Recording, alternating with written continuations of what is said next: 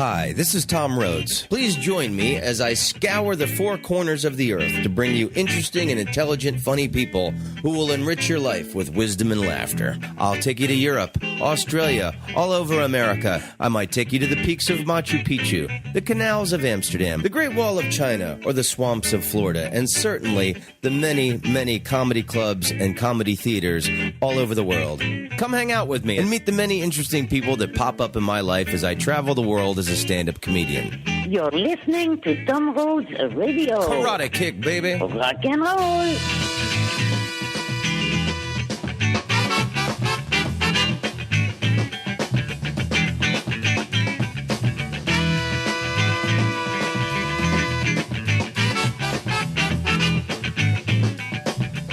Wil Anderson, ladies and gentlemen. Wil Anderson. Hello, I'm here. We're both standing, and we've got the microphone between us. And because we're standing, because I have a bad back, I have a nerve issue in my back, and I can't really sit down. So what was some kind of bungee diving? I'm 43 years old, Yeah. and I went to bed one night, and I was fine, and I woke up the next day, and I was not.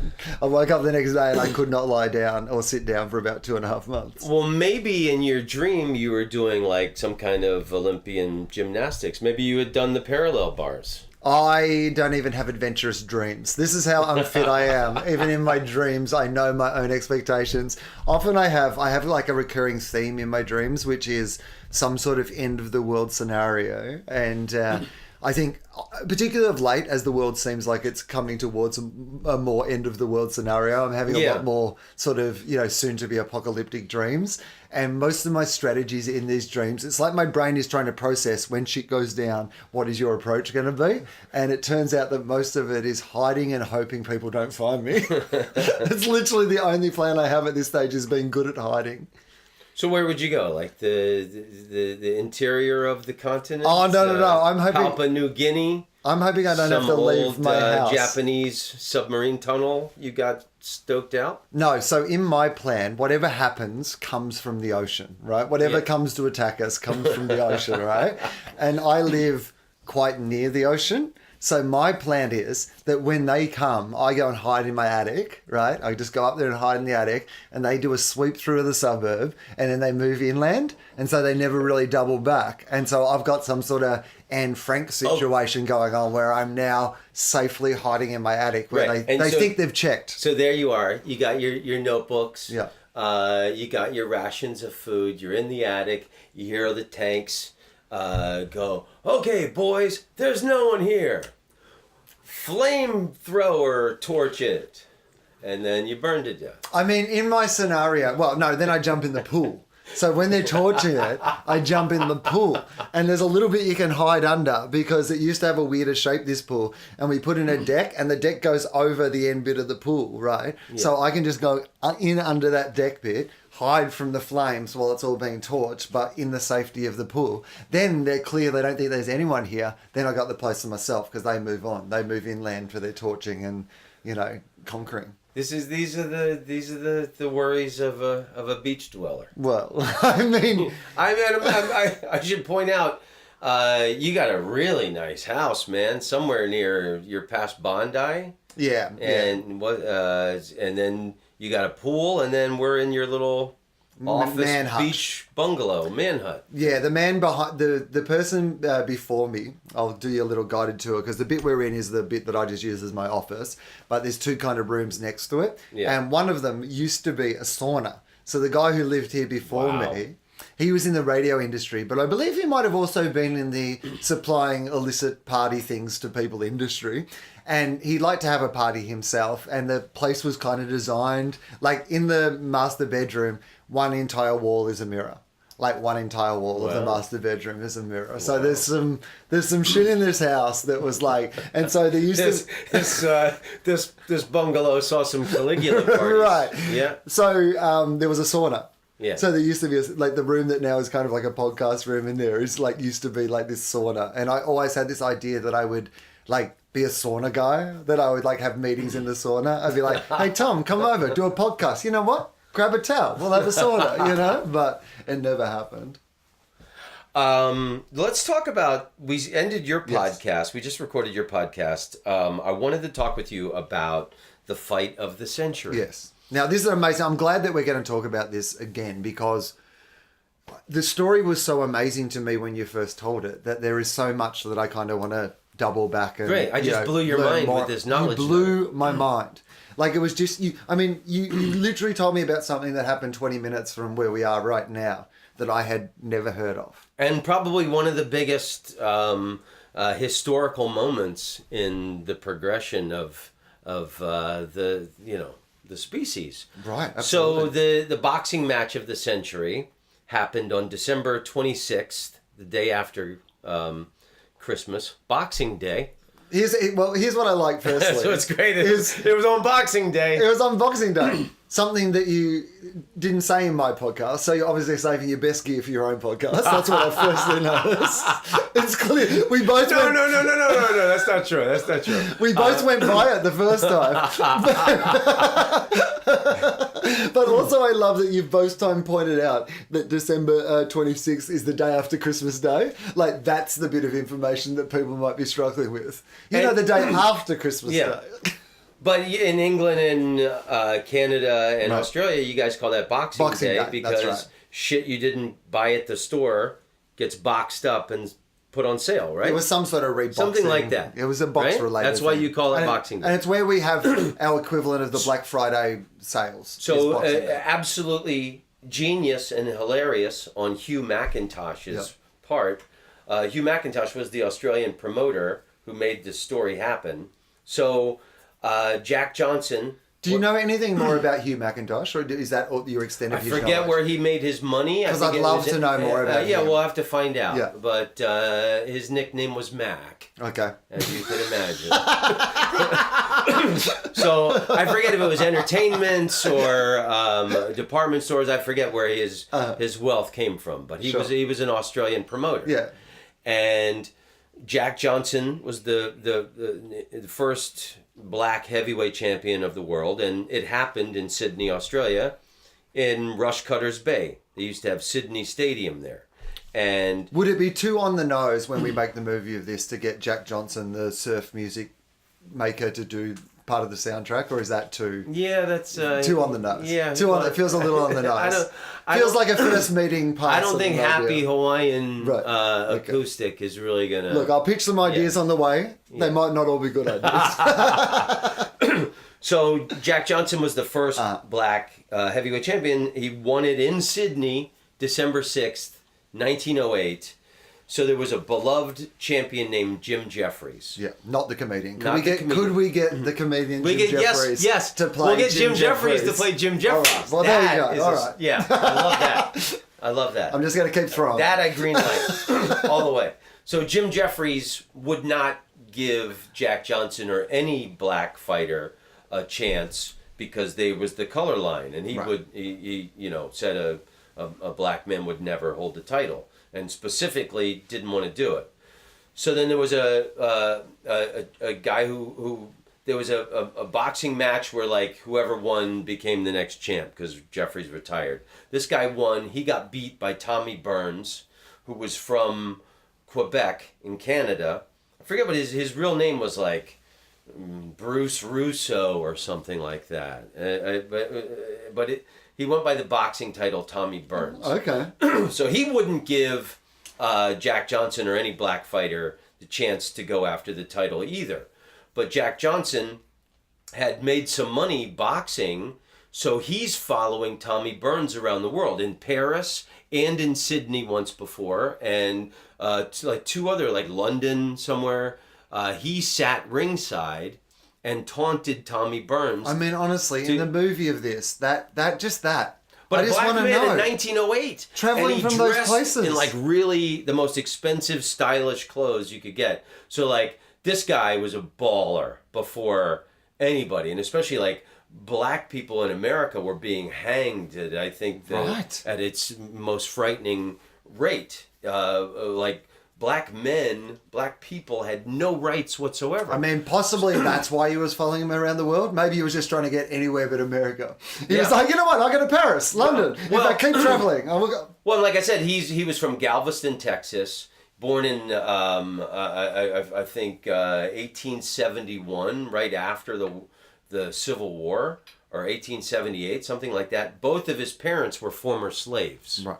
And so he taunted Tommy Burns to give him the chance, and it was a big thing in the press, and somebody asked Tommy Burns how much money would it take, and he picked some astronomically high number, $30,000.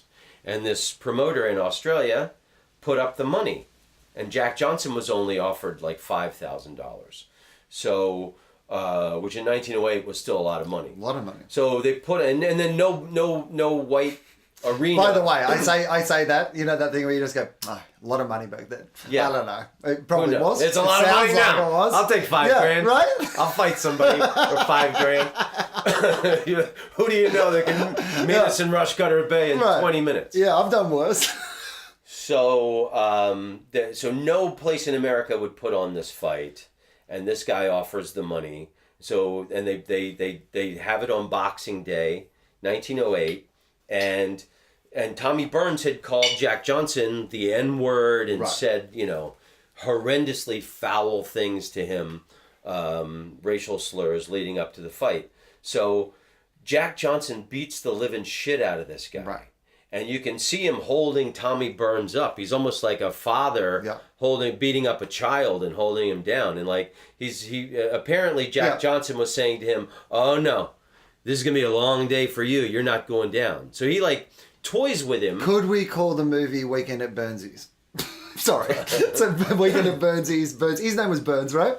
That's not bad. Yeah. Anyway, written down. Well, it's funny too. Before the fight, he said, "I'm gonna beat Jack if." I'm going to beat him, or my name isn't Tommy Burns. Oh, and his name isn't Tommy Burns. His name was like... Actually, my name isn't Tommy Burns. Yeah. Or my name isn't what my name actually is. It's very bizarre circumstances. But Jack Johnson, it's on YouTube, this fight. You can see it. They made the money from they would film... This is the earliest cinema cameras ever. And this was an important event. So they would show these big heavyweight championship fights in movie theaters. Right. A big money gate came from after the fight. So they're filming it. The Sydney and all these white Sydney siders are for Tommy Burns. Right. They're it's a clash of who's the dominant race in these people's minds. Yeah. Tommy Burns. Yeah. See, that's not going to be an Australian crowd that will want to see painted authentically. I want to see some more people in the movie who are on the side of Jack Johnson. I don't want like all these, but what it really would have been like is horrible. So apparently, like he walked out there when they introduced him, they're like all yelling racial slurs to him, and Jack Johnson pretended like he didn't hear it, and he bows to the audience, and he's smiling the whole time. So Jack Johnson is talking to people ringside during the fight. He's smiling, and you can see him talking to him. And the Sydney police wanted to shut down the fight in the 13th round, and they wanted to shut it down. It goes to the 14th. Jack Johnson is just pounding this guy's skull, and the Sydney police didn't want it captured on film, a black man beating a white man. Right. So they stopped the cameras. They shut the cameras down. And then you can see the guy's like, he's getting pummeled, and then like he falls. And that's when the cameras stop. It's incredible, the footage. So then the police stopped the fight. He's the biggest. He's the champion for like 8 years. He had the title. He only ran around with white women and drove expensive Italian sports cars, like, cigar smoking, fur coat, pimp jackets. He was just one of the most fascinating humans in the world. And the fact that he defiantly, said, "Fuck you, I ain't doing what anybody says." It's remarkable. Well, I mean, that's the thing that, because we spoke on my podcast about the idea that I'm not that fascinated by boxing, but there are some things about boxing that I kind of do get behind, and some of it is that sort of thing of going, for black men or for, minorities, often fighting your way out of your circumstance. Out of the ghetto. Those are the greatest stories. Right. That's why Mexican fighters are always like such great fighters. You don't know what these people are, why does this guy never give up in the ring? Oh my God. He just never gave up. You don't know where these people are coming from. Yeah, absolutely. So there is a part of that I definitely kind of understand and appreciate, that idea. Sometimes I guess that then it turns itself into that other thing, isn't it? Which is that wear the excess on your sleeve. But I've even heard people talk about that, sort of black rap artists and stuff talk about the idea of where the idea of the bling came from, the wearing your success so brazenly and, the kind of statement that was making about, the lifestyles you'd had before and whatever. And I had a deeper kind of understanding of why there's that sort of need or desire to celebrate so excessively, I suppose. Well, for Jack Johnson in that time when he was the champ, 1908 until whenever he lost the title, black men in America would be hanged for simply like looking at a woman in a certain way. And then people went crazy. That's where the term Great White Hope comes from, and that's from the Sydney fight. The writer Jack London was sent by American newspapers to cover the thing, and he, even though he's a loved person, and he writes about that he wanted the white guy to win, because that's part of his race. He was cheering for. So when Jack Johnson won that fight, in the story Jack London wrote about, he said, "Now we need the Great White Hope to beat this black man and retain the title for white people." So that term, the Great White Hope, comes from that fight at Rushcutter's Bay.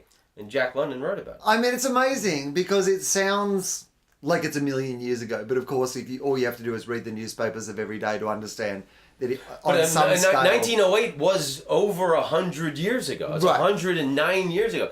That's fucking a long time. I mean, it wasn't that long ago, certainly, but... No, but my point being that it's still...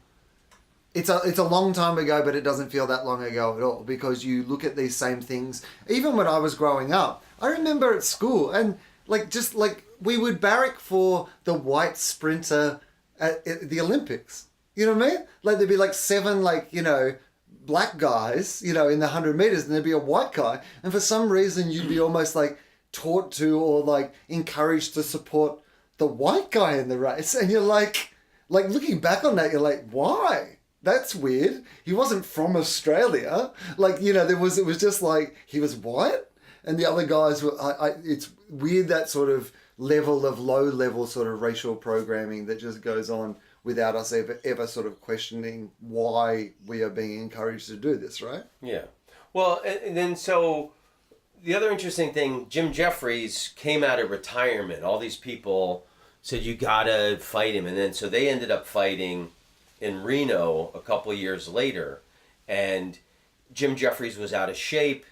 He hadn't boxed in like 5 or 6 years, something like that. But people had such a heroic, mythological idea of him that certainly our loved hero could beat him. And then when Jack Johnson kicked his ass, which is also a great fight you can watch on YouTube.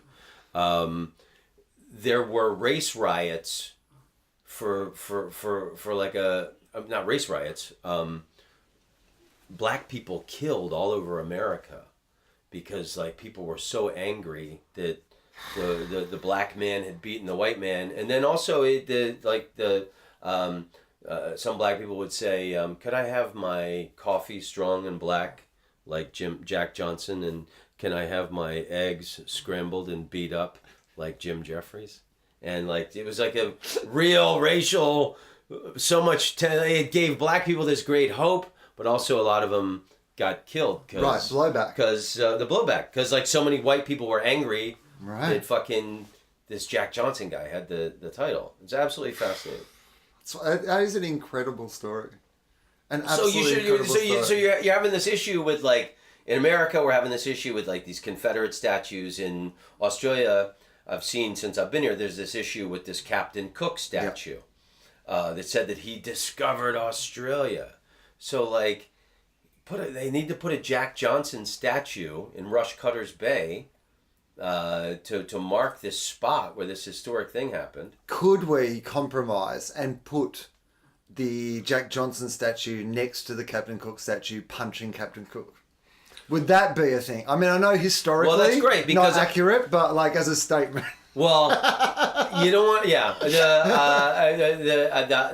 idea that I had that I want to lay this on you because like, so there's a Captain Cook statue in Centennial Park, Centennial Park, and it got vandalized this week. Someone wrote "No Pride in Genocide" on it, and there's this discussion about this Captain Cook statue.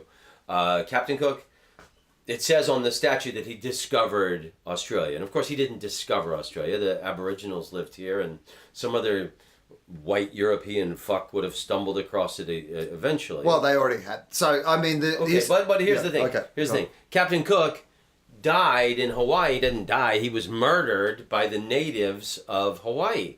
So instead of pulling down the Captain Cook statue, why don't you put a bunch of statues around it of Hawaiians approaching him with spears? How about instead of defacing... I love this. I like this. I like it. This is a good area for that me. would be funny. But how about as a protest, instead of defacing the statue, like, instead of like, kind of like writing, no pride in genocide, and just you put a simple Hawaiian lei over the top of the statue. Like, so every day when they just go down there, because no one can really complain. All you're doing is putting, it's cheap. but you're reminding of the fact that you're going to be murdered by Hawaiians. It's a much cheaper remedy than my add 12 statues around. I mean, your idea is good too. Don't get me wrong. This is the interesting thing, because we're now in this country about to spend another 20, 30, 40 years talking about this, but it's something, a conversation Australia really has to have, which is about reconciling our past and how we got here. And you guys have yeah. So there was indigenous people here somewhere between 60 and 100,000 years ago. Like they've found demonstrable evidence of that. There was a lot of them. And Australia, the continent, was, discovered by the Dutch and the Portuguese and a whole bunch of other people before the English decided to turn it into a penal colony. The English never conquered Australia. They came here and pretended there was no one here, and they just claimed it as their own. And they did that all over them. Yeah. And that's just the truth. Like, it doesn't make you a bad person. It doesn't mean that you're a terrible person just because that happened. You didn't do it. You weren't there. And you were rewarded by being one of the first countries to get to see the Beatles live. Right, exactly. Like, it turned out fine, guys. Things have been fine. It's really nice here. It's away from stuff. We have a great quality of life. Yeah. Dig a hole. It's got uranium in it. Look, that one's got coal in it. We're made of money. We can't get anyone to run the joint, and it still nails it all the time. Oh my God. 3 of the top 10 most... Oh, hang on. Fresh, delicious fruit everywhere, growing on all the trees. Yeah. It's terrible. It's terrible here, guys. I mean, we can't find an idiot to run the place, but we have to reconcile the fact. But the other thing is that we have an amazing history here, that if we could reconcile what was terrible and done to our Indigenous people, it would only make Australia better to be able to share and celebrate the myths and religions and learnings and history of our original people. Imagine saying to the world that we are not only this modern country, but we are also this country that has the oldest connection with living humans on the entire planet. You don't think that's a fascinating and wonderful story to tell about your country to the world? I just find it crazy that we live in this country that has this untapped resource, and I'm not talking about... Well, and it's a bit... have you ever read Robert Hughes's The Fatal Shore? I have, yes. And it's about the epic founding of Australia and when the first ships were sent over. And it's absolutely... I loved this book. And the Aboriginals were so welcoming to the English. And even, you can have sex with my wife or whoever. And can we help you, kill some of these animals or pick some... They were like, the English were nasty bastards. Right. And then they wouldn't... I love the story about... is it true where the English see the kangaroos and they say, what do you call those? What do you call those? And the Aboriginal...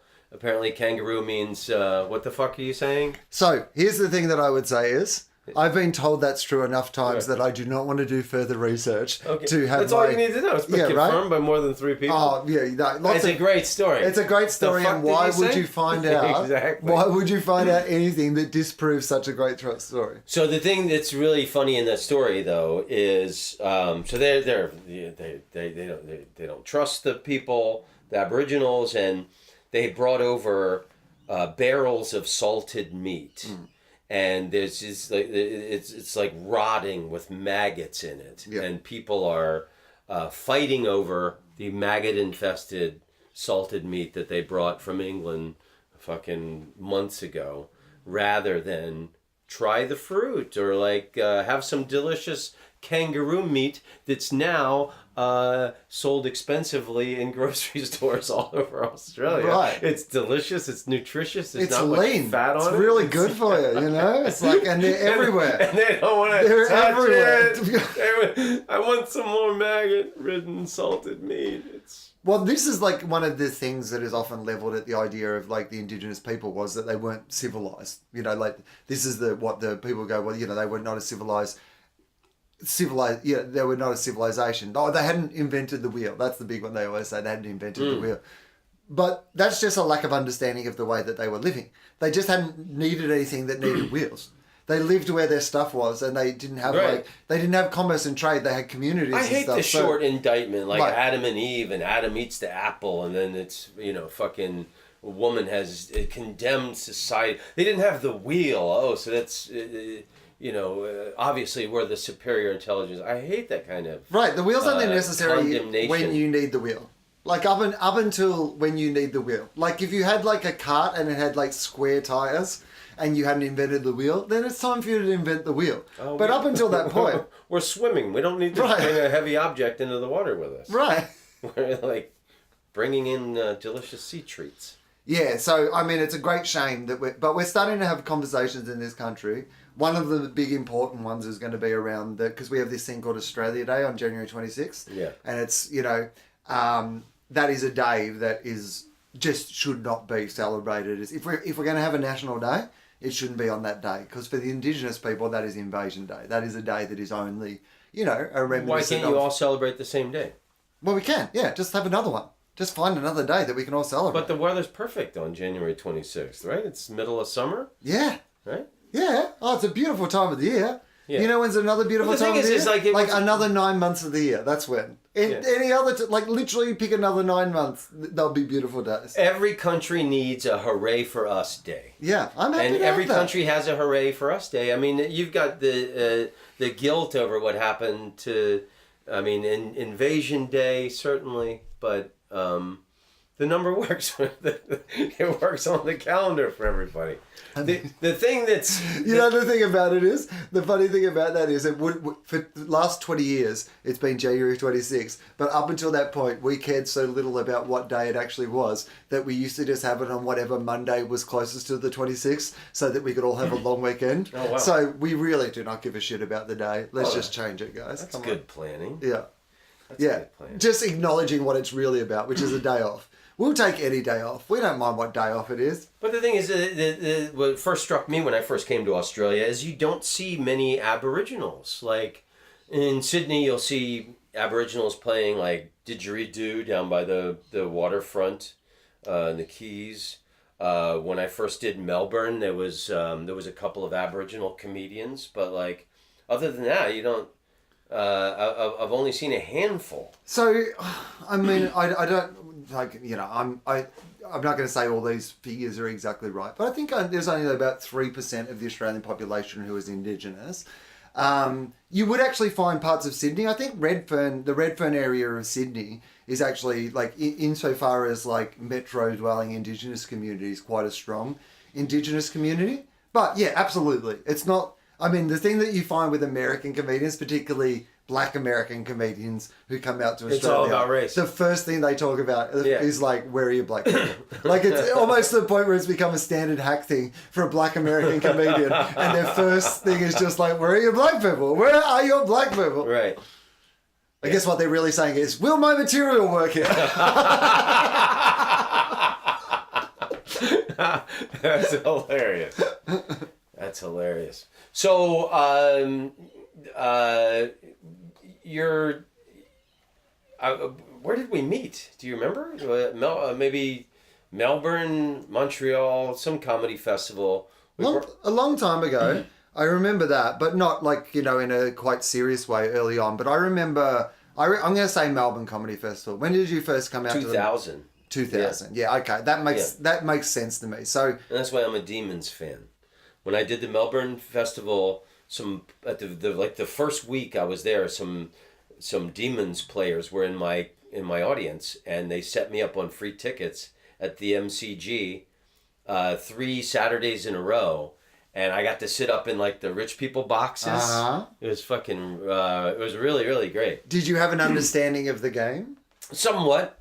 I remember it was explained to me by whoever I went with. I like that there's like a messenger that runs out onto the field. That's very like Roman warfare or Napoleonic, There's a guy and he's a player, but he's just running out. The coach wants him to run out and tell somebody, try harder. And then he runs back. It's an oval. There's this big dick rock and roll move in Australian rules football. It's a pointy ball like a football, but when they're running, and then they can bounce it like a basketball while they're running, and then they can kick on the run.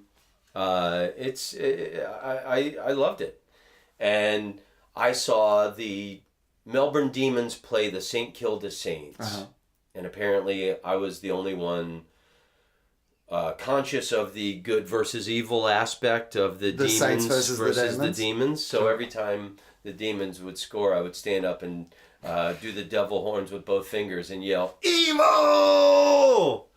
Evil! Evil scores again!" And all these. I gotta be honest with you. I wish the Melbourne Football Club would go more in that direction as an identity. Like if they really embrace the idea that they are evil demons. Like we're just like we've decided that we are going to really embrace the idea, and we're just going to be evil from now on. Yeah. Entirely evil. There was this pitcher for the San Diego Padres. I think about 10 years ago. I forget what the thing was, but when he would enter the stadium, they bring in a relief pitcher when the regular pitcher gets tired.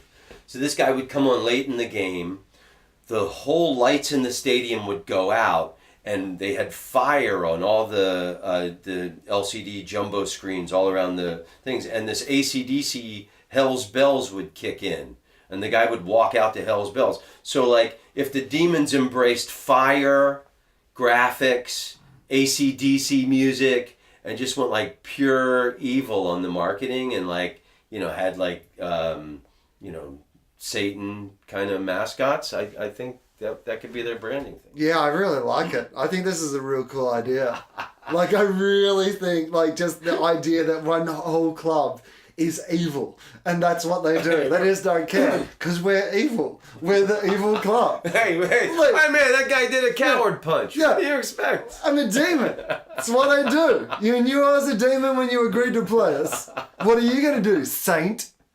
Exactly. Yeah, I would love that. I reckon that's a brave new direction. They got an effigy of the Pope. They play the Saints. The Demons beat up an effigy of the Pope. Well, the other thing is, it's like, like often like, professional sporting players get in trouble off the field. They have misdemeanors. They're caught doing things. But those players are embraced at the Demons. Like, that's when people know you're getting drafted to the Demons. Like a couple of guys got arrested on the weekend. Could be good drafts for the Demons. Pure evil. I love it. So now you're not. So you told me your AFL team is like the Western. Yeah, the Western Bulldogs. Western Bulldogs. So you're from Melbourne. Footscray, they used to be. Well, we used to have zones. I'm from country Victoria, and they used to have zones. So the state was split up into like each of the teams had kind of a zone because it used to be the VFL. It used to only be a Victorian competition, and so it was basically all just suburbs of Melbourne, and there was like 12 teams, and they also all had a zone in Victoria that they could get players from. That's how it Oh, used right. to work. So the Australian rules football started in the South, right? Yeah. And then it was primarily a Melbourne It was thing. Melbourne. Melbourne was the stronghold of it originally, although it was played very So it strongly. wasn't until years later till it branched up. Western north. Australia and South Australia have always had pretty strong leagues of their own. But no, the heart of it was the VFL out of Melbourne, and then the VFL grew into what is now this national competition that they have, and it expanded out. And my team, the Bulldogs, have been historically unsuccessful. So 1954 was the last time before last year that they won a premiership, and 1961 had been the last time they'd made the actual grand final. So they had been terrible for all my life. And so last year when they won the whole thing was like, as a sporting fan, was like something that I never thought I was going to see, and without a doubt the most like insane, like I just didn't think it was ever going to happen. And I got And they won it. So like the Cubs finally won the World Series last year. So the Bulldogs finally. Well, I always thought I was going to be one of those people and like that. Leicester City won the friggin' the English title. So I guess it was. We got on board the fluke year, basically. Yeah. The year where teams fluked it, we came through on the fluke year. We were like everything was the fluke year. Yeah. Brexit, Trump. I mean, it was Yeah, when you look at it like that, that's what we got in on. We got on the. It was the upside down year. Yeah, the Costanza year. You know when he decided to do the opposites? That was like last year. So yeah, my team was they came from 7th. Which was historically you hadn't done. They broke a whole lot of records to get there, and they didn't make the finals this year. So they've but that one glorious 4 or 5 weeks last year was amazing. It was like, and to see people, because I always thought I was going to be one of those people who was like 100. Was still hanging on, clinging to dear life, just waiting for them to win, and then I could just die. Well, you can breathe easy for the rest of your life, knowing that you're not a loser, because your team finally validated your existence and got a championship. Finally, all those days you wasted watching their efforts, now it's all been validated. I know, like after the Chicago Cubs won the World Series last year, like just like a few months ago, it came out in the States that did massive uptick in births 9 months after the Cubs, and they were like the perennial losers. So like everybody had sex when they won their thing, So like no one's a loser anymore. Our existence has been validated. I mean, it shows, I think, like how intoxicating that idea of like bringing life into the world is as a celebration. Like it's a nice, like you hear that, like big historic moments, like better often, than a tattoo, right? But longer than it. Well, I mean, I guess. Like, what's easier to get removed? I guess, it's a toss of the coin, I guess, depending on your perspective. But it's optimistic, I think. It reminds people of, I think in this current day, you can make a lot of arguments about, would you like to bring a child into the world as it is right now? But obviously in those moments when people are feeling good and optimistic about hope life, for humanity. there's some hope, right? Yeah. If the Cubs can win, then we can solve climate change and everything's going to be okay. Let's bring a baby into this world. Okay, so you are my, I've known you for years, but you're right now on this program, you're my Australia expert. Okay. Since we're talking about Australian rules football, I have one last question for you on the topic. I like the Demons because these players set me up at the MCG. I also have a warm spot in my heart for the Western Eagles. The West Coast Eagles. West Coast Eagles, because Ben Cousins. Ben Cousins. So when I was coming here like 10, 12 years ago, I was coming to Australia like twice a year to do the Comedy Store. And like it was such a great period in my life, and that's when I fell in love with Sydney. And at that time, Ben Cousins was repeatedly on the news because he kept fucking up on drugs and getting arrested. And for the listener, the West Coast they got like teams really late.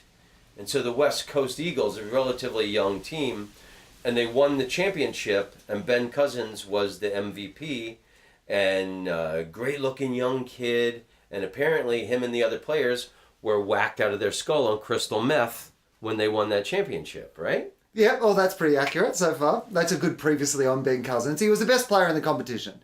He was renowned as being the hardest runner, and yes, he was a good-looking young man. And West Coast, like, that team, like, it's a two-team town because, like, Fremantle is the other Western Australian team, but that's a football state, and the West Coast Eagles are their hometown team. So that era of West Coast Eagles, they not only ran the competition, but they ran Western Australia. Nobody was telling any of those boys no, and it has come out in the last 20 years that there are generations of players who have had, like, I mean, there's some terrible, like, there's some fun stories, and then there's some terrible stories about how people's lives have gone out of that team. Like, you know, there was a guy who overdosed in Vegas. There was like a whole bunch of, there's another guy who's like ended up, you know, dead from drugs as well. And Ben Cousins, so this was Ben Cousins when you were here last, right?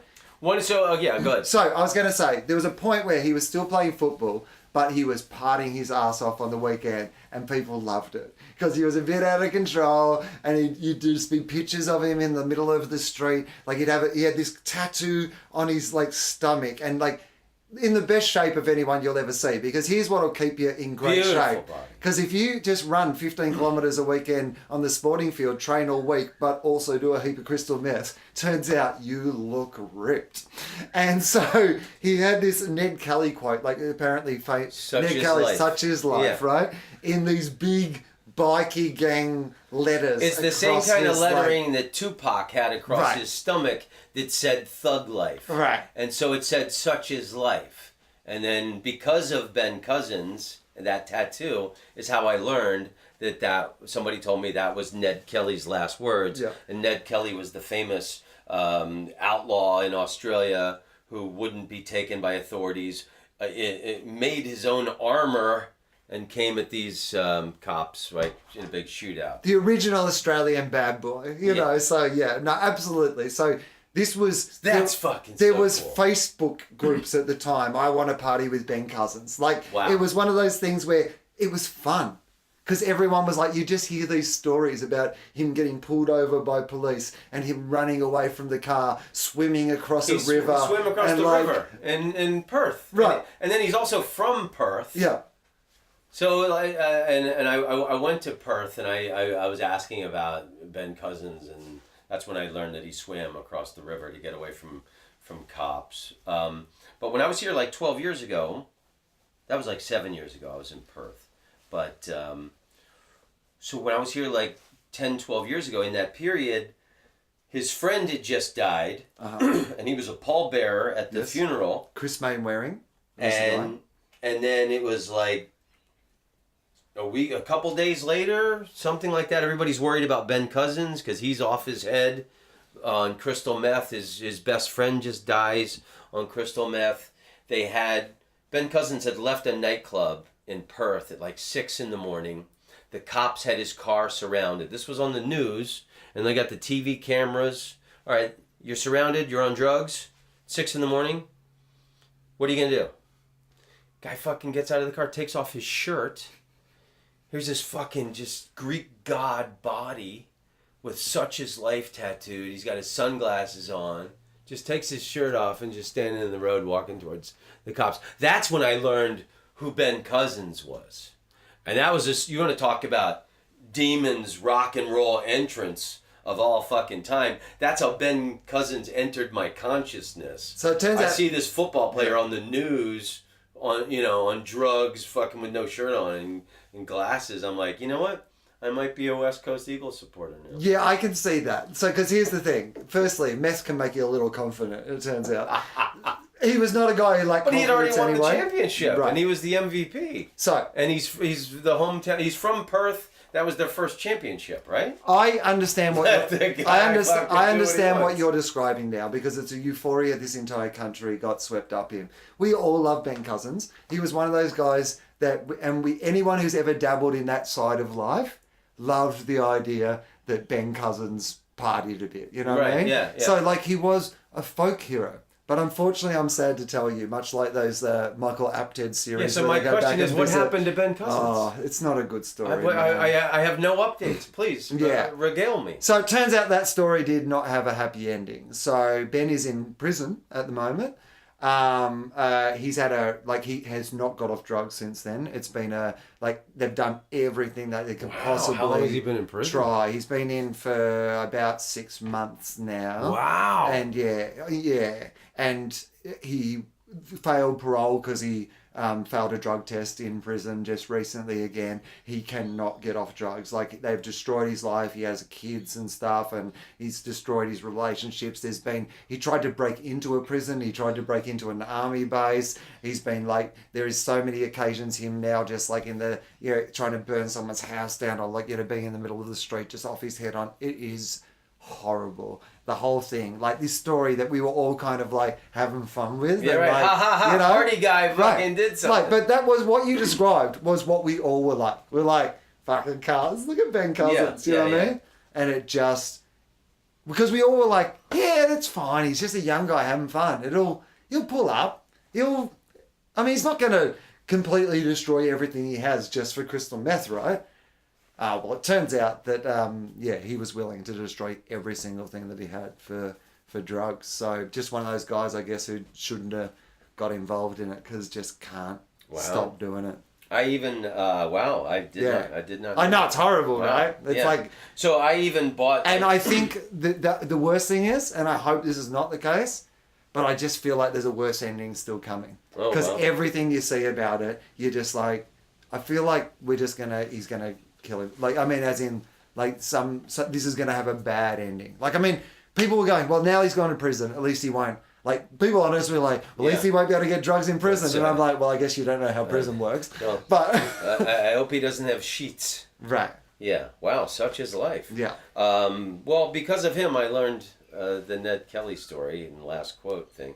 Oh, that's too bad. I bought the DVD on Ben Cousins. It was like a little mini documentary back then. Yeah. And it showed him starting out where he was like this young, earnest, clean-cut, high school kid and loved the game of Aussie rules football with all his heart. His whole life and his dream. That's... Wow. He was a superstar, and he was a baby-faced superstar, and he was renowned for being, he would run until he would vomit. You know what I mean? He was... Yeah. But fuck, he fucked up his life really badly. It's sad. It's one of those things where you're just I would say to somebody, if someone's like, hey, should I watch the Godfather movies? I'm like, watch the first two. You don't have to actually watch the third one. Yeah. Just pretend it finishes after the second one. That's what I'd be like with Ben Cousins. I said, just, you know what? Don't dig around. Just imagine that everything went well and he's now fine living somewhere. But it didn't, unfortunately. Wow. Yeah. Bad news. Well, thanks for... You're Australian. Anything else you need to know about our country? Any other dark, depressing things that I could tell you about our country? Yes, actually. I want to know about your show, Gruen. So you were telling me, it's been on for a while now, right? A decade. We're just doing our 10th year now. Holy So fuck. And it involves marketing and advertising? Yeah, so basically the way I explain it is it's a show that on the surface looks like it's about advertising and marketing, but the real trick to it is it's a show that uses advertising and marketing as a lens to try to explain the world. So we might look at something that's going in the world and look at it through the prism of, communications, So for example, when the Pope went to America, we looked at that just through a different prism to say what Trevor Noah would or what, Jon Stewart would or John Oliver would. We went, okay, so why is the Pope going to America? What's the problem they're trying to solve here? What's the marketing message the Catholic Church is? What are they getting out of this? What are they selling? When the Pope got off that plane, why did he get into a Fiat? How is that deal done? Is there a money exchange between Fiat and the Vatican? Is that a good branding thing for the Pope or is it good for the Vatican? What happens if the Pope gets shot while he's in a Fiat? Would that be bad for Fiat sales? Is that something they'd have to contingency for? So that's kind of the way we look at the world. We follow the money, right? We live in a world now where the world's never been more intrinsically linked with marketing and advertising. And so we try to pick that apart so people can understand, how they're being marketed to and how they're being advertised to. And now we're all every fucked day. Because they, that there was a privacy thing on the internet that Obama had set up and Trump had gotten rid of it for the states. And it's now these corporations can mine all of your data. Oh, your data's gone. Completely unlimited. So everything is going to be targeted marketing at you forever. Already whatever, is. We live in a world now already where companies know more about you than you know about yourself, like in a data sense. They can make accurate predictions about your behavior based on data that they already have. Because what they have is the data you've given them, but also the data that they've bought off this company and this company and this company. And they've made a whole profile of who you are. There was a very famous case in the US of a girl being told by Target, I think it was, that she was, essentially they started sending her congratulations, you're pregnant stuff. Oh, yeah, right. Because they had tracked all the other things that she'd bought, the vitamins, the blah, blah, blah, blah, blah, blah, blah. It fit all the... Lubricant with no condoms. Right, yeah, exactly, right? They could just... You're going to be needing some diapers soon. Right? And then 2 weeks later, she found out she was pregnant. I mean, that's how advanced these just shopping algorithms are on people. So, I mean, these companies know more about us and they market it directly to us on our phones and stuff now. So we've had generations who've been raised on advertising and marketing. You look at America, where like a guy who's running the country now started his political campaign as a branding exercise, to raise awareness of his name and his hotels and he started stuff, it young, right? and he had the money and resources to buy up newspapers. It's a classic example of how marketing can trump excellence is what you're seeing in America right now. So so that's what the show is. So we use experts from the advertising and marketing industry to explain things with a hope that it might give us a kind of more realistic view about how things work. That's the show. Great, so we're fucked basically. Yeah, basically. You must have gone crazy when they had that, like the way in the States they're appropriating certain subversive social things, like the Kardashian sister, Khloe. She did the Pepsi commercial. Kylie Jenner, I think it was, or one of the. Oh Jenners, one of those girls. One of the franchise. So there's a whole Kardashian there's franchise. and it's like the Black Lives Matter marches that they're appropriating to sell a fucking Pepsi. The girl and all these people are going out for a march, and then she's going out, and then there's like she gives a Pepsi to the cop, which at the Kent State shootings, which they're also appropriating for that commercial, before the shooting started, some hippies had gone to the army soldiers and put flowers in their rifles, in the butts. It's a real love generation move. So that she's going for the connection with the Pepsi commercial. I'm glad there was the outrage over it. Yeah.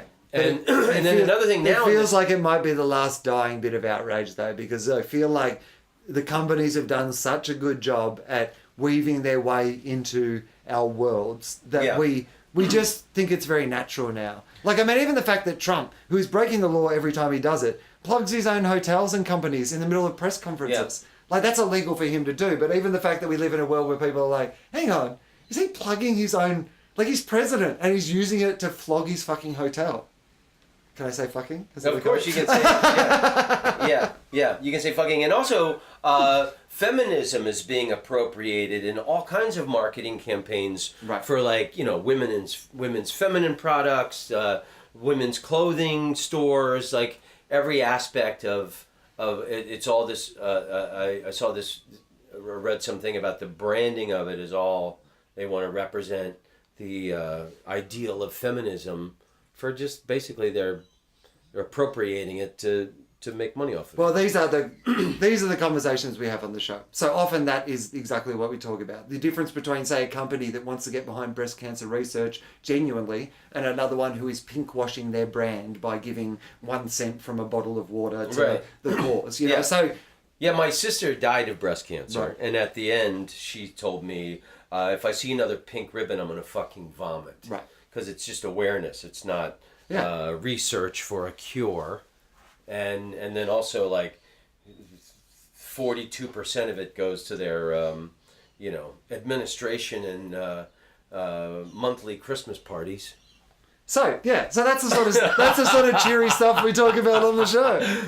Yeah, so that's what it's about. Yeah, so it's a really fun show to do because the thing that I like about it is that the people on the panel are experts, they're not comedians. So often you're just finding out really smart things from smart people, and sometimes they're just really small insights into how easily manipulated we are as humans. Like for example, you know that famous old cliche of like, I don't know if you've ever watched, if you're washing your hair, you rinse and repeat. So you're meant to wash your hair twice. I've never done it myself, but that's what you get told, right? Well, it turns out that's fucking bullshit. That was just made up by marketers to sell more shampoo and to get you to use more, right? Yeah, literally just made up. There is no scientific reason, but it becomes this accepted wisdom because we're told this thing in this way that we never critically examine or ask questions about. You know, we, in our first series, just for fun, we registered the trademark 9 out of 10 experts just to show how easy it was to be able to say 9 out of 10 experts recommend our show, right? It costs us $500 to trademark the actual term, and then you can just put it on stuff, you know, like the way that we can be manipulated. And we see like 3,000 commercial messages a day just by walking around. So it's like we're constantly being confronted with it, even if we acknowledge if we are or not. That's interesting. My wife and I were in Norway last month, and the thing we liked about it was there wasn't this emotional pollution of billboards in your face everywhere for eat this Burger King sandwich, or, you know, drive this car, or there's like just America especially, there's so much marketing in your face everywhere you turn. I mean, there's no escape from it. When did we just decide as a human, like, I mean, it's one of those things that we, like, I guess we just let it happen, so that's how we decided, but we didn't complain enough. But this idea that we had this beautiful world and this environment and stuff, and then we just let companies just like put up big billboards and ads in front of everything everywhere. Yeah. You're driving down the highways, some beautiful nature would calm your nerves, but no, now I'm stressed that I got to get the money to buy that easy chair or whatever the fuck you just saw. And the very question at the nature of what you're saying there, which is what damage does the aspirational nature of advertising do to us as a humanity, which is this idea of, is there a possibility that the reason that depression is more prevalent in Western, like first world countries than it is across the board in a lot of other places is because that the aspirational nature of advertising has to do with, I mean, not clinical depression, obviously, which is a disease, but, you know, this idea that you are constantly being told that you are meant to be doing better than you are. No one feels like they can be happy with what they are because you're constantly being told, no, you need a better car, or you really be happy if you eat this food, or if you can afford this house, or you can live this lifestyle, or you can have this watch, or whatever. My purchases will validate me. Right. But they won't, because what we're going to do tomorrow is tell you actually need this thing that's better than that. Yeah. It's never-ending status anxiety. You're never going to be happy. That's the nature of it, right? Because it's not in their business model for you to be happy. Because if you're happy with your washing machine, you won't buy another washing machine, and then that's a bad ad, right? They've got to make you want something more. They've got to invent something about you. That, like, body odor was always a thing, but body odor wasn't a thing that was socially unacceptable until advertising decided it was. Underarm hair for women wasn't socially unacceptable until advertising decided they wanted to sell women something else. Like every time you see it now, you know, these things that you suddenly realize, I didn't know I had to be worried about, like, you know, that my elbow was that wrinkly. But apparently now that I've watched this advertisement and seen that, you know, Gwen Stefani has had like a fucking elbow tuck, now I feel like I need to get an elbow tuck. Maybe that's what'll make me happy. What have been the most astounding knowledge nuggets that you've learned from doing the show?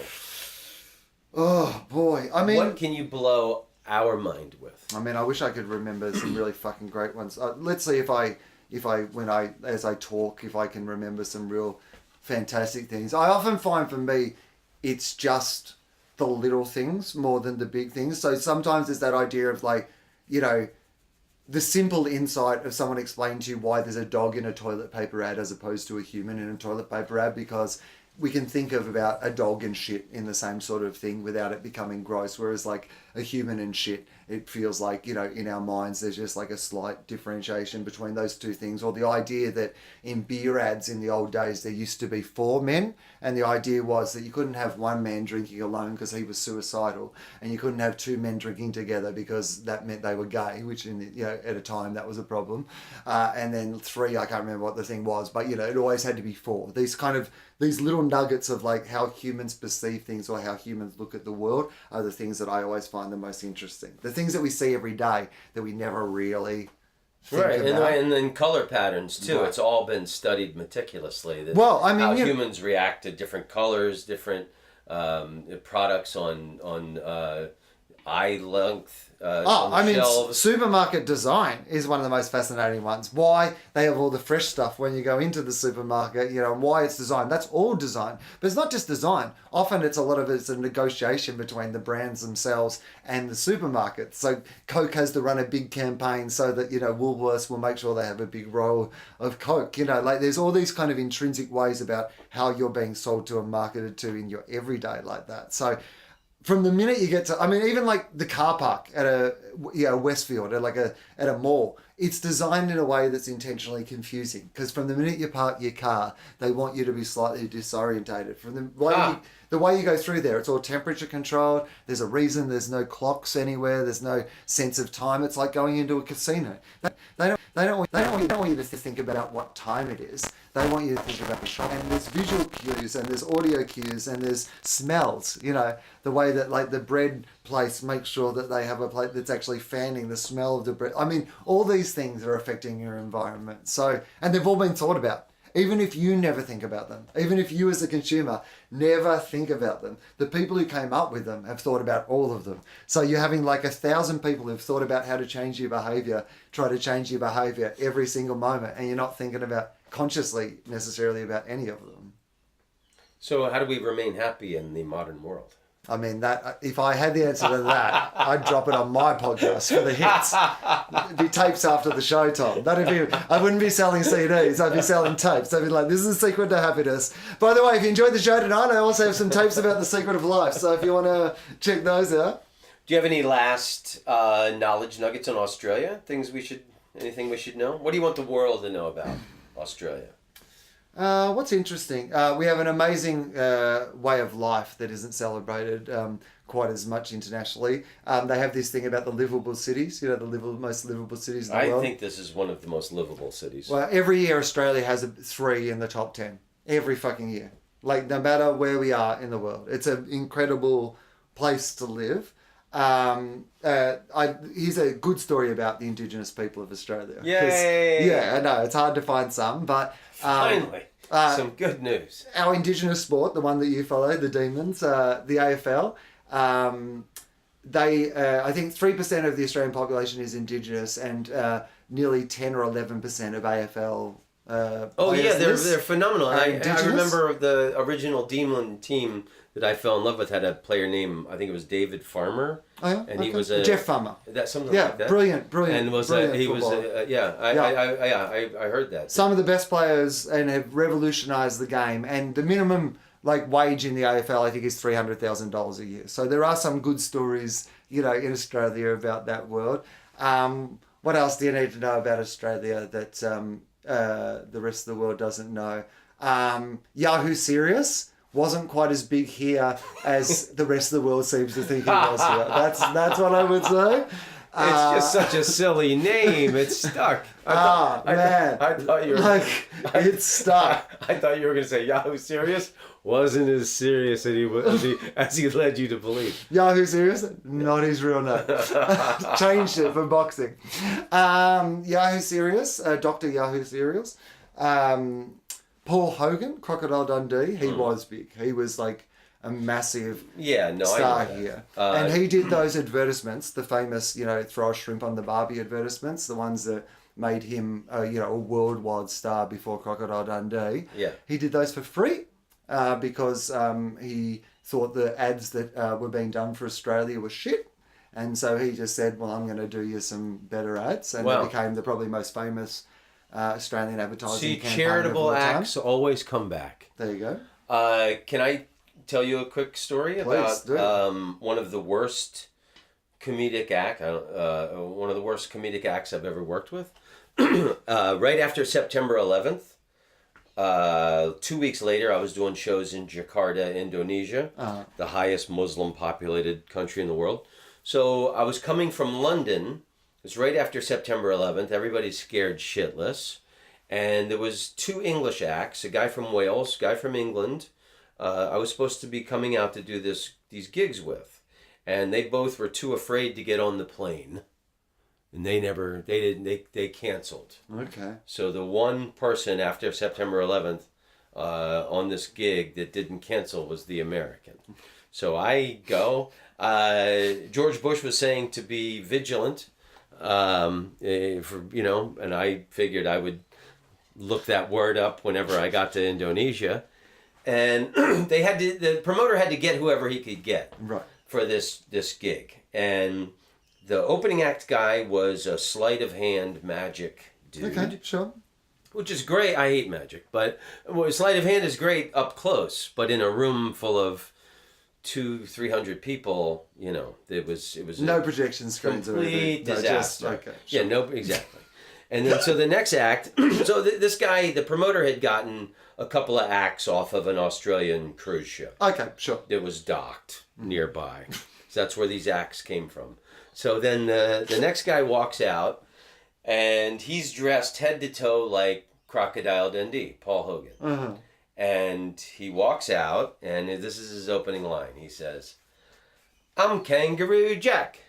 I throw my boomerang, and it comes right back." Complete silence. Nobody laughs. The guy's act was really painfully not funny. And I'm hanging out with the guy.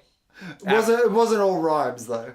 It wasn't he did another thing about fucking a jar of peanut butter. His wife comes in and says, "What are you doing?" And he said, "I told you I was fucking nuts." So these were his jokes, right? Guys, so it's 2 weeks after September 11th. I mean, it's not even a good fucking nuts joke. No. Like, So there's no one else to hang out with. I'm hanging out with Kangaroo Jack. Yeah. Drinking beers. Sure. The world is in crisis. I'm a comedian. might be the last days. Who knows? Who knows? So I'm drinking with this guy, and I keep going, Jack, and another thing, Jack. And God damn it, Jack, I'm just fucking talking to this guy. And finally, he puts his hand on my shoulder, and he goes, "Mate, please, call me Steve. My real name is Steve."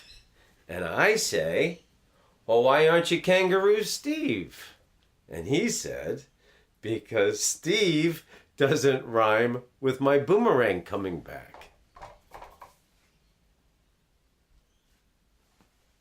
The guy changed his name for a joke that wasn't funny. Couldn't he just be, "My name's Kangaroo Steve and I can't get my boomerang to leave"? You don't have to change your name. It's almost the same joke. Okay, any more, what about What else? any Yeah. AC/DC factoids? Michael Hutchins in excess? Okay, what can I tell you about... Heath Ledger, I mean, what's the... Well, Heath Ledger, I once had a really uncomfortable encounter with on radio. I can tell you a personal anecdote. Yes, Now, please. I need to say that I loved Heath Ledger's Joker. I think it's one of the great performances of all time. Yeah. But in the lead up to that, I was skeptical about it because he and I had a personal run-in. And this will actually tie it back very nicely because he was in Australia promoting a movie that he had made based on the life of our famous bushranger, Ned Kelly. Okay. Heath Ledger was playing Ned Kelly in this movie. Ned Kelly, famous for making his own armour, including a headpiece that was essentially, it looked essentially sort of like a burqa headpiece, but made out of Steel. I mean, it was right? like the one of the first armored thing. You can see it's round. It looks like somebody took a pipe and made it must have been really heavy. And so this is the famous Ned Kelly. The thing he's most famous for, right? Yeah. Is this is this headwear? So Heath Ledger comes in. I'm doing breakfast radio on Triple J, which is this national youth radio station, and they've asked if they can bring Heath Ledger in to promote the movie, and we're like, yeah, okay, fantastic, that'd be really great. So we come in, and it's morning radio, and we're on a youth station, so you can swear and stuff, and it's not like that breakfast sort of sound effects and stuff, but there still is some sort of requirement to be mildly engaging and entertaining. Yeah. And it felt like that Heath had not got that memo. It felt like he was there clearly against his will. And we hadn't requested him or anything. We'd been offered him, so we were like, oh, this will be great. And it was not being great. It was being terrible. And he was giving us these really way too serious for like morning radio answers to things. And whatever, who cares in retrospect? But I'm just going to tell you what it was like in the moment. Right. So I'm like, well, fuck, I've got to make this entertaining somehow. And he's giving us this long-winded answer, and he goes, I just wanted to get, to the heart of Ned Kelly. I just want to understand, what made him so mad, so angry.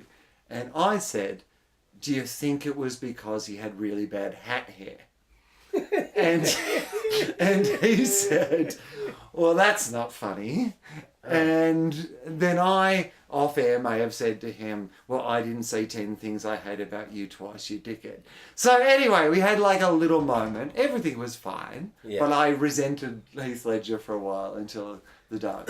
You had a silverback gorilla moment with the guy. Yeah, exactly. Yeah. I had a moment with him. But they have a wonderful scholarship for Australian entertainers that's in his name now, which they give every year. And there's a beautiful theatre over in Perth, which is the Heath Ledger Theatre. And so, yeah, he's much missed, I think. There you go, the Heath Ledger. That's my bit on that. What can I tell you? In Excess was the first concert I ever went to. No in my shit. Life. Wow. Yeah. In Excess no X shit. Tour.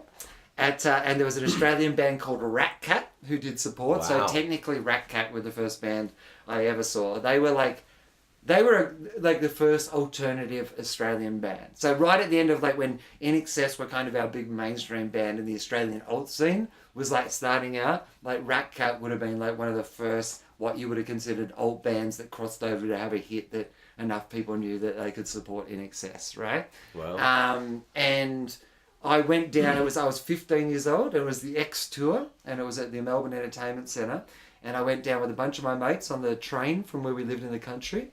It had been school cross-country day, I remember that, so we'd all had to run the school cross-country, and then we all got on a train and we went down to Melbourne, and we went 15-year-olds to see In Excess X Tour. It was amazing. And one of our friends caught a drumstick. What album was this? X. Shabu Shaba. No, X. So it was after, what was the album? So it would have been after Kick. So album after Kick was... Okay. So, they're already superstars. Oh, they were. Yeah. This was like... They're massive. There was probably 10,000 people there. And the live Kick album is amazing. Amazing. But it was non-stop from hit to hit to hit. Like, every single song they had was fantastic. In Excess, just my early youth and kissing girls... I absolutely loved In Excess. I always thought it was like Jim Morrison if he could dance, But I've put flowers on Bon Scott's grave in Fremantle and Michael Hutchins's grave. And so when I was in high school, when I was 16, I threw this massive party for my birthday. My parents made the tactical error of going out of town that weekend, and I threw the most massive party Oviedo High School had ever seen, and the cops came a couple times, and my house got wrecked. I got into a lot of trouble for it, but one small detail I remember was someone had stolen, because I'm playing the music, we're having a party, right? Someone had fucking pocketed my In Excess Listen Like Thieves album, and I'll never forget. The house is wrecked and the cops had come, and I'll never forget standing in the middle of my house yelling, "Hey! Where the fuck is who took my Listen Like Thieves cassette?" Just like I was just pissed and the party was gonna... Right. I took it personal. No, I get that. Well, the hotel where he died is just like in between, just about 10 minutes down the road from here. It's on New South Head Road? Yeah, that's right. Yeah. So you probably travelled past it, or basically past it on the way here.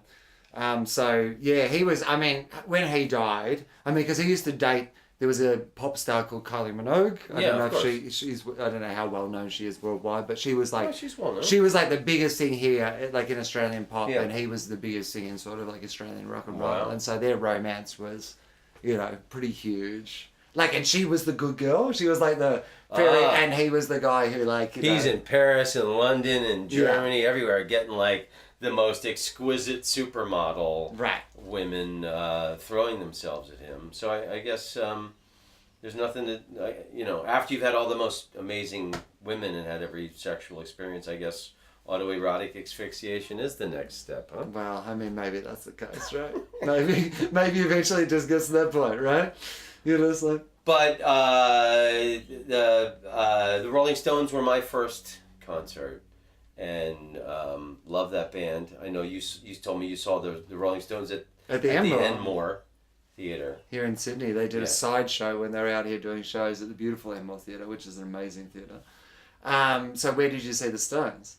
I saw them at the Tangerine Bowl in Orlando. Uh-huh. I saw them at Oakland Coliseum. I saw them in Hong Kong for the concert after the SARS.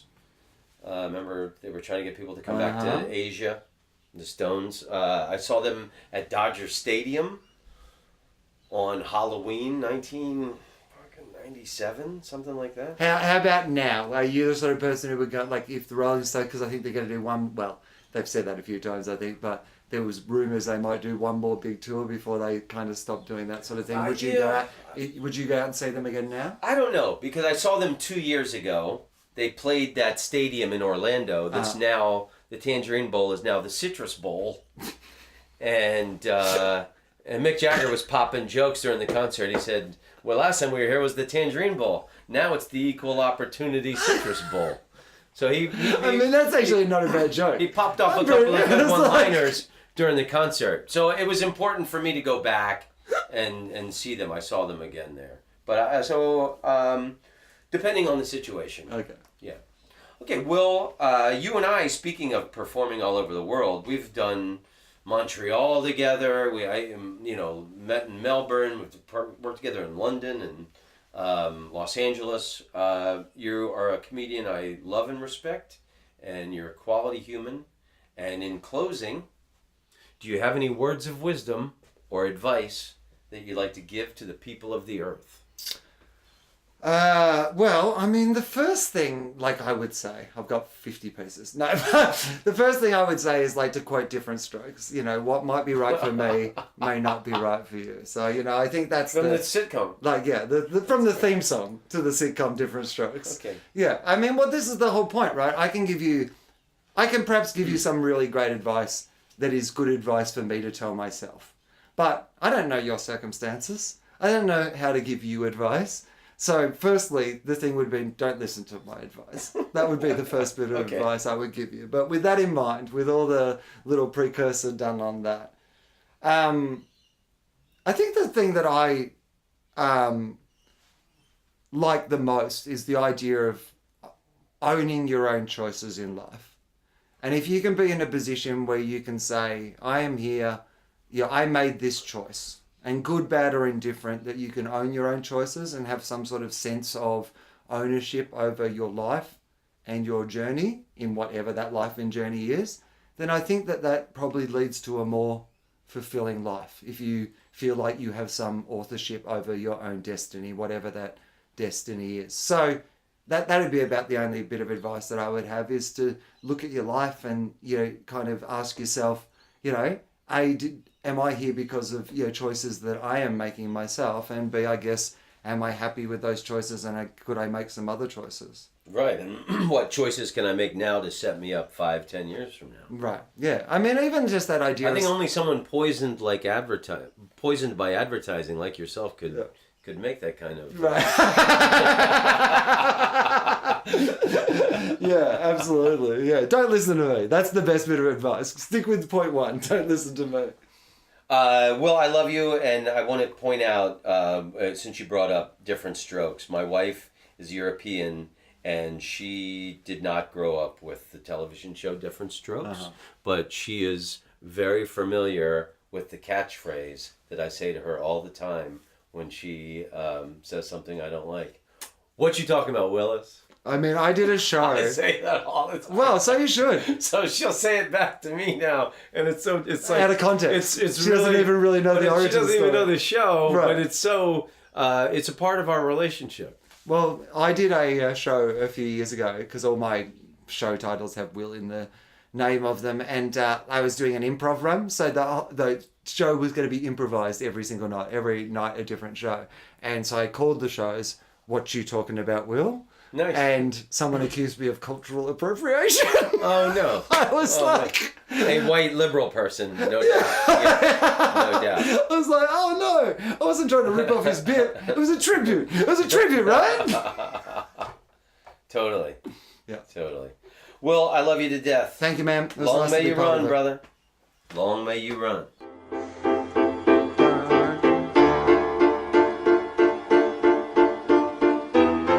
Oh, this what? All bells and okay.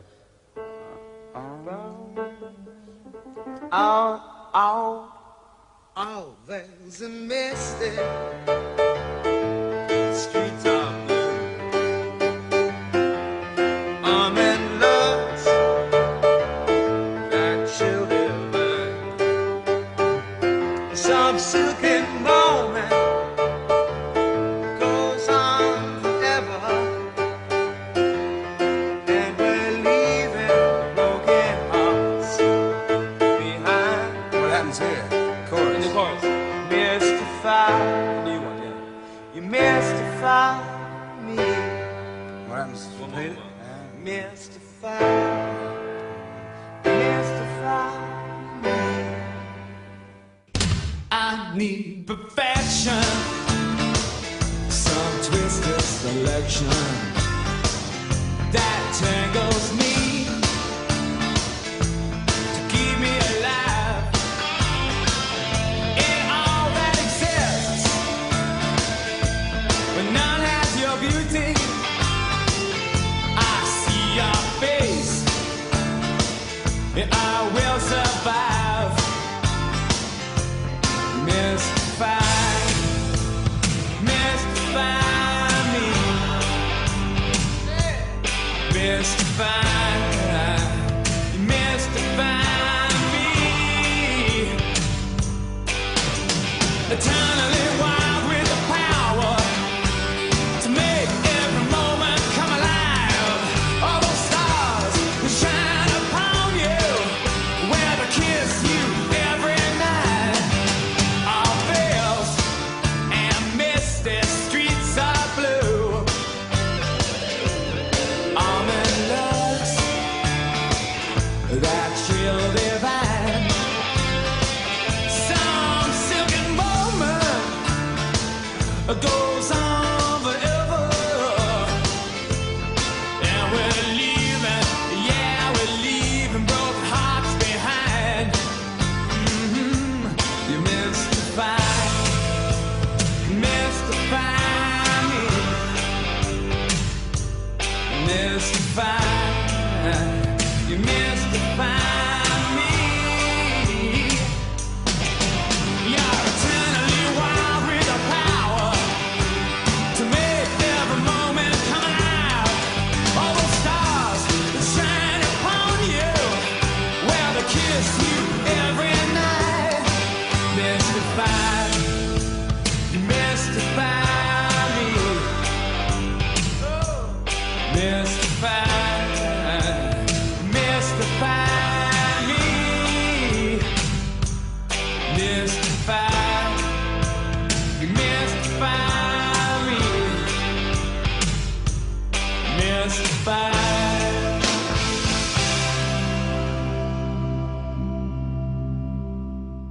Well, it's great apart from the ending. One more time, if you want to give and support us or donate, Patreon, patreon.com, patreon.com/Tom Rhodes Radio Smart Camp. And if you want to enrich your life with wisdom and laughter, you can buy my brand new album, All Hail Laughter, on iTunes and Amazon. It's a double album, and it will certainly enrich your life with laughter. Enjoy.